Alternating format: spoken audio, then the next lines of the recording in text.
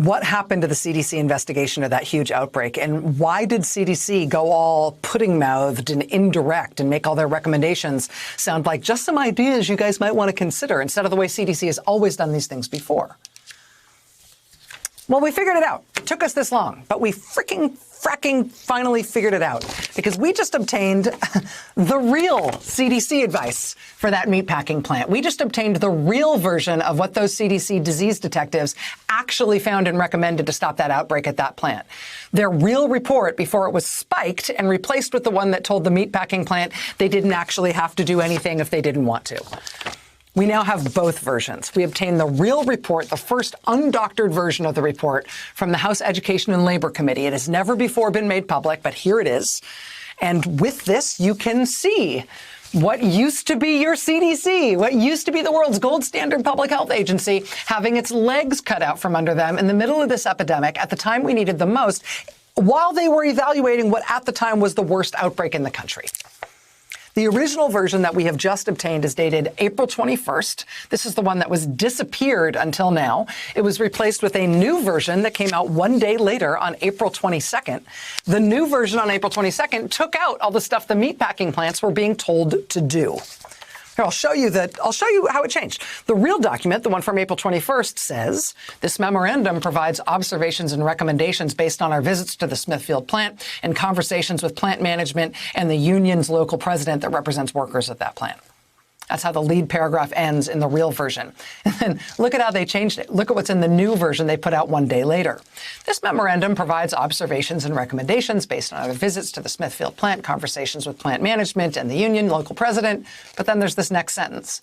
Quote, the recommendations in this memorandum are steps that Smithfield Foods may want to consider implementing. These recommendations are discretionary and not required or mandated by CDC.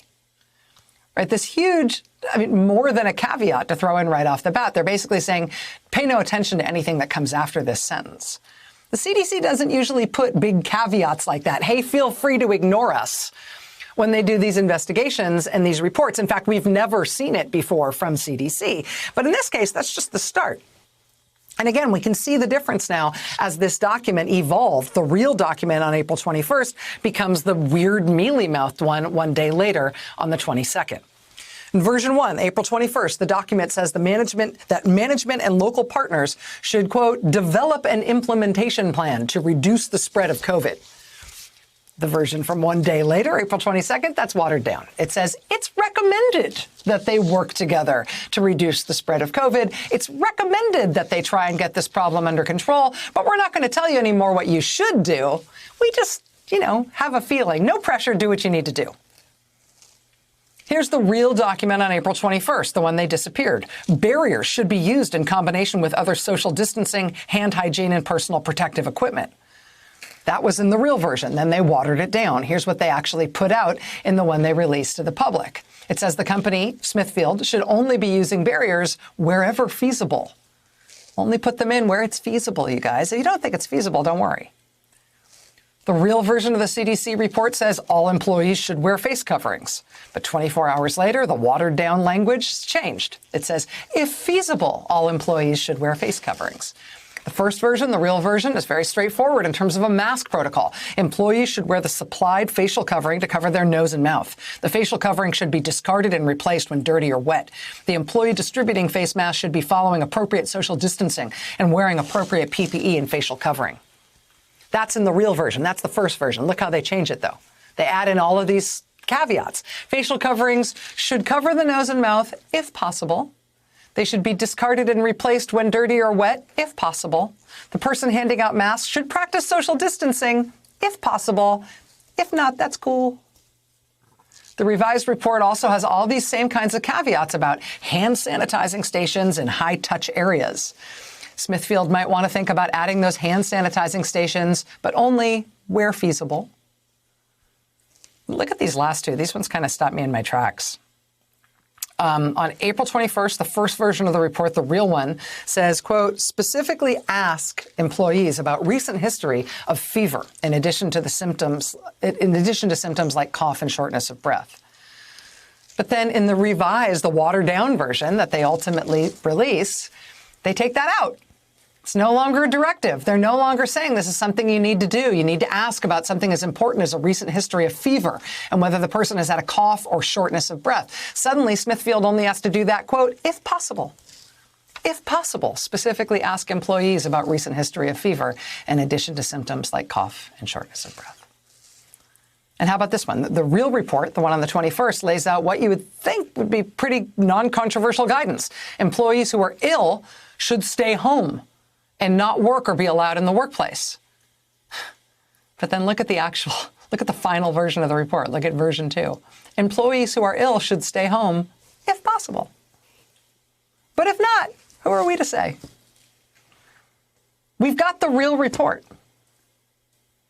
And now we've got this weird, watered-down version of the report where the CDC scientists, instead of telling Smithfield what to do, they just say, like, here's some ideas, but you don't have to do any of it, and just do what you feel like. And if you can't really do anything, it's fine. Having these two versions, what this shows us is that the CDC, our CDC, is full of good scientists. They're still capable of doing their normal scientific work, including prescribing what should be done in a big meat processing plant to stop them infecting thousands more of their workers. But we can now see that their work got squelched. Something happened between April 21st and April 22nd. And I told you we would figure this out. We have figured it out. On April 21st, we now know the CDC scientists, the EpiAid investigative team, who had been sent from CDC to South Dakota to do this investigation, on April 21st, they finished their work. And they submitted their totally normal, regular CDC scientific report with its straightforward recommendations. They submitted it to the South Dakota Department of Health. Here you go. We're done. By that point, their report, with all of its recommendations, had been through all levels of necessary clearance at the CDC, up to and including the Office of the Associate Director for Science at the CDC. CDC officials also told Congress that that first memo, the 21st, was cleared internally by 2 task forces within the CDC response. So it's cleared by the team on the ground in South Dakota, by 2 task forces within the CDC, goes all the way up to the Associate Director for Science. Cleared, signed off, good to go, submitted to the requesting agency, which is the South Dakota Department of Health, done.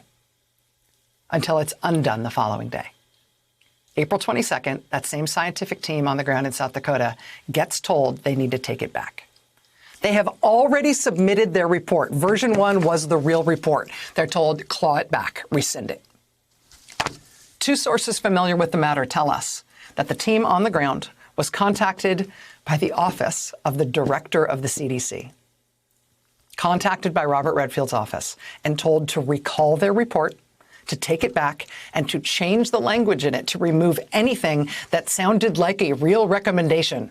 Any power language had to be removed from their report. Anything that made it seem like the meat company actually had to do something. Take it out. Submit a new report that has no language that tells them to do anything.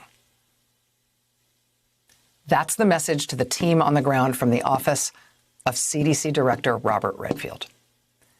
That directive was not based on anything happening on the ground in South Dakota. The scientific team's work was already done. We now have their original report, which isn't watered down at all, which is normal CDC work product. That call to rescind it and water it down and make sure the plant didn't actually have to do anything, that came from Washington, from the CDC Director's office.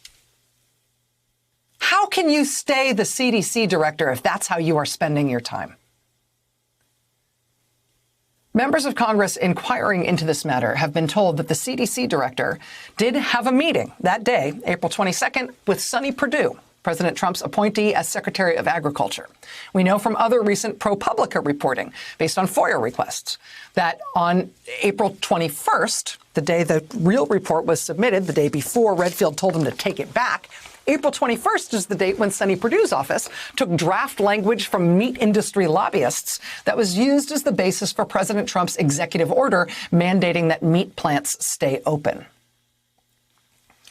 And that doesn't surprise me one bit, right? That the Trump administration would let the meat industry write the order that Trump put his name to, saying all the meat plants had to be kept open despite the public health risk. That doesn't surprise me. I mean, it's not the proper function of government, but it's exactly the way the Trump administration has comported itself. What does surprise me is that the CDC director, Robert Redfield, would order his own scientists to water down their findings and actually rescind their own final guidance on how to fix this problem at this meat processing plant in South Dakota, how to keep people working in that plant from getting sick and dying. I mean, the Trump administration messing with the CDC, messing specifically with their scientists' guidance on monitoring COVID and transmission risks of COVID, that's very bad. That's, that's ripping the wiring out of the fire trucks while the town is actively burning. That is terrible, the way that they have sabotaged our own government's most important assets for fighting this pandemic that has killed 200,000 of our fellow Americans. But you know what? That's what the Trump administration has been like. I contend to you right now that what is worse is the CDC acceding to this interference, letting it happen. Not that somebody is trying to manipulate them and shut them up and crush them and ruin their authority. I know that the Trump administration would do that.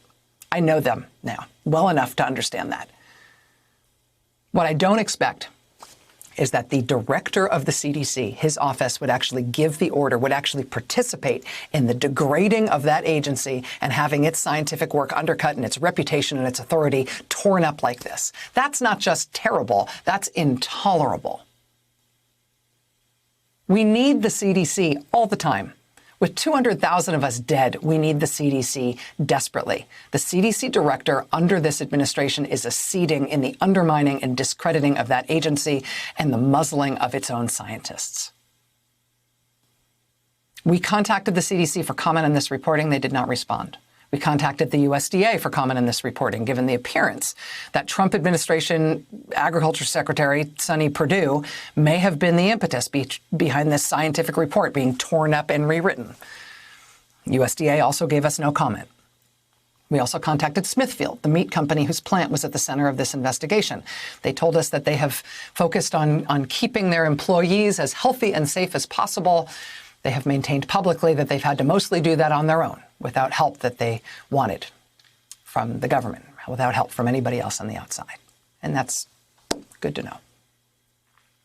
But their industry has seen tens of thousands of their employees infected across the country.